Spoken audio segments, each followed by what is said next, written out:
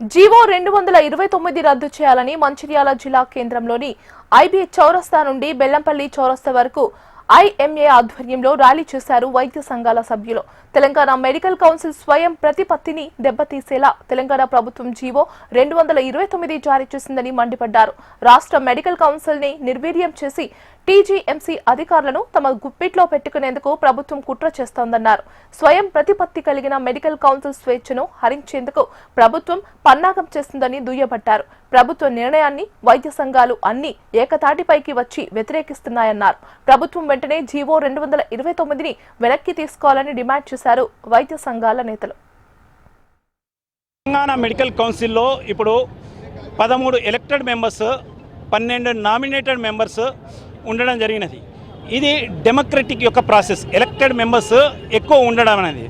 అయితే జియో 229 22 డిసెంబర్ రోజు హఠాత్తున అర్ధరాత్రి ఎలాంటి అమెండ్మెంట్ లేకుండా తీసుకురావడం జరిగినది. అయితే దీనిలో 4 ఎక్స్ అఫీషియో మెంబర్స్, దానిలో 3 ఐఏఎస్ ఆఫీసర్, 1 డాక్టరు ఉండడం జరుగుతున్నది. అయితే ఇది ఎందుకు ఇలా తీసుకొచ్చినారు?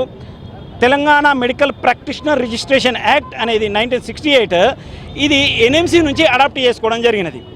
Any amendment in this act has to be done in the parliament per సే.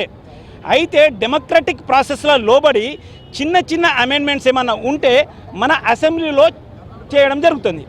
2013లో ఈ అమెండ్మెంట్ ఆల్రెడీ చేసి ఏం చేసినారు? 13 ఎలక్టెడ్ 12 నామినేటెడ్ మెంబర్స్ ఉండాలని చెప్పేసి నిర్ధారించినారు.